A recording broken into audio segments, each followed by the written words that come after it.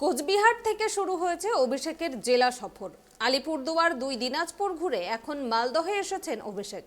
আর সেই মালদা জেলার দুটি সাংসদ আসন বিরোধীদের দখলে, একটি কংগ্রেসের, একটি বিজেপির। সেই মালদার মানিকচকে দাঁড়িয়ে অভিষেক বন্দ্যোপাধ্যায়ের বক্তব্যের নিশানায় কেন্দ্রীয় বঞ্চনা। মালদহের জনসভা থেকে বিজেপি কংগ্রেসের সেটিং নিয়ে সরব অভিষেক বন্দ্যোপাধ্যায়। সাগরদিঘি ভোটের আগে বিজেপি কংগ্রেসের সঙ্গে আঁতাত প্রকাশ্যে এনেছিলেন তিনি। এবার মালদহের মানিকচকের এনায়েতপুরের সভা থেকেও একই ইস্যুতে সরব হলেন তৃণমূল সাংসদ। নিশানা করলেন কংগ্রেস সাংসদ তথা প্রদেশ কংগ্রেস সভাপতি অধীর রঞ্জন চৌধুরীকে। গতবার মালদহের দুটি লোকসভা আসনেও একটিতেও জিততে পারেনি তৃণমূল। একটি পেয়েছিল কংগ্রেস, অপরটি গিয়েছিল বিজেপির ঝুলিতে। মালদহ উত্তর কেন্দ্র থেকে জিতেছিল বিজেপির খগেন মুর্মু ও দক্ষিণ মালদহ থেকে জিতে সাংসদ হন কংগ্রেসের আবু হাশেম খান চৌধুরী। এ নিয়ে অভিষেকের অভিযোগ, মালদহের দুটি প্রান্তে কংগ্রেস ও বিজেপি সাংসদরা জিতলেও কোনো কাজ করেননি। এমনকি বাংলার বঞ্চনা নিয়েও কখনো দিল্লিতে সরব হননি তারা। আমি আপনাদের বলছি, মানুষ যাকে চাইবে, কোন তৃণমূল নেতা আগামী দিন সিদ্ধান্ত নেবে না। মানুষ যাকে চাইবে আমরা পঞ্চায়েত নির্বাচনে তাকেই দাঁড় করাবো এবং দলগতভাবে সর্বশক্তি প্রয়োগ করে আগামী 5 বছর যাতে আপনার জন্য কাজ করতে পারে সেটা সুনিশ্চিত করব। এই কারণে আপনার কাছে এসেছি। ভারতীয় জনতা পার্টির যে বৈমাতৃসুলভ আচরণ, তার বিরুদ্ধে যদি আমাদের লড়তে হয়, পঞ্চায়েতকে আরো শক্তিশালী করতে হবে। মালদা জেলায় দুটো লোকসভার আসন রয়েছে, মালদা উত্তর, মালদা দক্ষিণ। উত্তরে জিতেছে বিজেপি আর দক্ষিণে জিতেছে কংগ্রেস। এই যে মানিকচকে সভা করছি, মানিকচক বিধানসভাটা হচ্ছে মালদা দক্ষিণের অধীনে।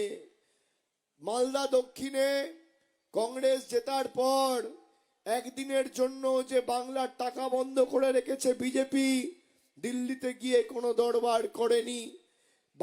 মালদা দক্ষিণের সাংসদ বা জেলা সভাপতি বা যাদেরকে বিশ্বাস করে আপনারা ভোট দিয়েছিলেন, তারা কোনোদিন গিয়ে দিল্লিতে প্রধানমন্ত্রী, স্বরাষ্ট্রমন্ত্রীর সাথে বৈঠক করে বা গ্রাম উন্নয়ন দপ্তরের মন্ত্রী, যার অধীনে 100 দিনের কাজ বা আবাসের টাকা পড়ে, তার দপ্তরে গিয়ে বৈঠক করে বলেনি যে বাংলার মানুষের টাকা ছাড়তে হবে। গত 5ই এপ্রিল আমি দিল্লি গেছি, তৃণমূল কংগ্রেসের লোকসভা, রাজ্যসভার সাংসদ সবাই গেছিল বাংলার মানুষের হয়ে, বাংলার মানুষের দাবি দিল্লির বুক থেকে ছিনিয়ে আনতে। আমরা বলেছিলাম যে 100 দিনের টাকা আপনারা বন্ধ করে রেখেছেন, এই টাকা আপনাদের ছাড়তে হবে। আবাসের টাকা বন্ধ করে রেখেছেন, এই টাকা আপনাদের ছাড়তে হবে। যখন কৃষি ভবনে দিল্লিতে গিয়ে আমরা আমাদের প্রতিবাদ জানাই, তখন মন্ত্রী নিজের দপ্তরে উপস্থিত থাকার পরেও আমাদের সাথে দেখা করেনি। দেখা না করার কারণ কি? তার কারণ হচ্ছে আমরা যে প্রশ্নগুলো করেছি তার জবাব মন্ত্রী বাবুর কাছে নেই, বিজেপি সরকারের কাছে নেই। কিন্তু মানুষ যাদের ভোট দিয়ে নির্বাচিত করেছে, তাদের দায়, দায়িত্ব, দায়বদ্ধতা মানুষের পাশে দাঁড়ানো। মানিকচকের সভা থেকে অভিষেক বন্দ্যোপাধ্যায় জানান, আগে লোকসভায় 34টা আসন ছিল তৃণমূলের, তখন গায়ের জোরে আটকাতে পারেননি। এখন আমাদের 22টা আসন। কংগ্রেসের দুজনও তলায় তলায় আঁতাত করছে। ভারতীয় জনতা পার্টি 2019-এ সাংসদ হয়েছিল এই মালদা, 2019-এ সাংসদ আসনে জিতেছিল এই মালদা উত্তর থেকে।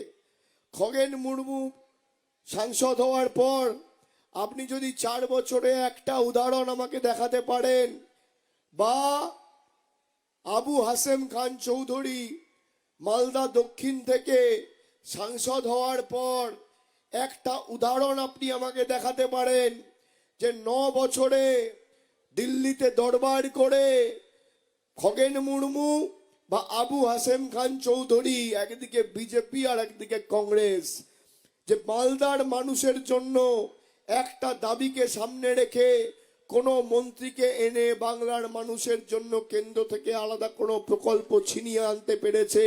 আমি আমার সভা সমিতি সব সেদিনকেই বন্ধ করে দেবো। এই জনসংযোগ যাত্রা আমি বন্ধ করে দেবো, এত বড় কথা আমি বলে দিয়ে যাচ্ছি।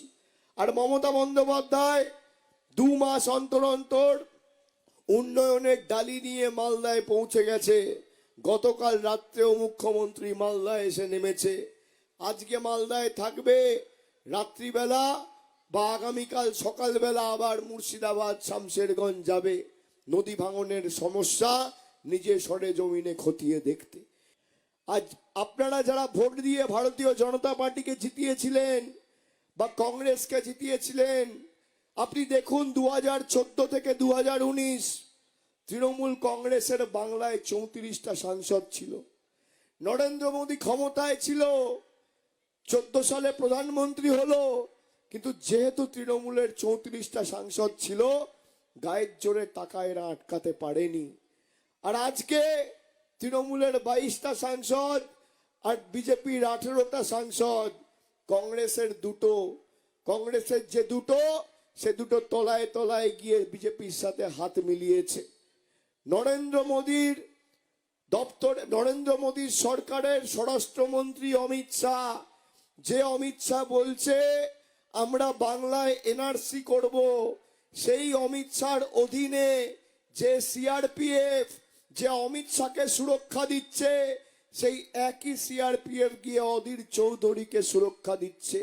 অধীর চৌধুরী দিদির পুলিশ চায় না, অধীর চৌধুরী অমিত শাহর পুলিশ চায়। তলায় তলায় সেটিংটা আপনাদের জানা দরকার।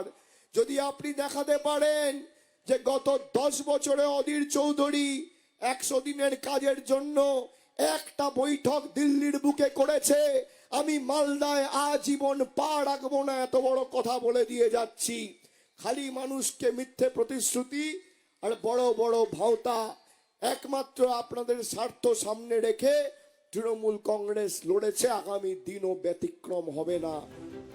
মানিকচকের সভা থেকে অভিষেক বন্দ্যোপাধ্যায় চ্যালেঞ্জ করে জানান, এরা যদি কখনো মালদার জন্য কেন্দ্রের কাছে কোনো দাবি দাওয়া জানায় তাহলে আমি আর মালদায় আসব না। প্রদেশ কংগ্রেস সভাপতিকেও নিশানা করে তৃণমূলের সর্বভারতীয় সাধারণ সম্পাদক জানান, অধীর রঞ্জন চৌধুরীর দিদির পুলিশ চায় না, অমিত শাহের বাহিনী চাই। সব মিলিয়ে এদিনের সভা থেকে আরও একবার বিজেপি কংগ্রেসের সেটিং নিয়ে সরব হলেন Abhishek Bandyopadhyay. Bureau report, tribe TV.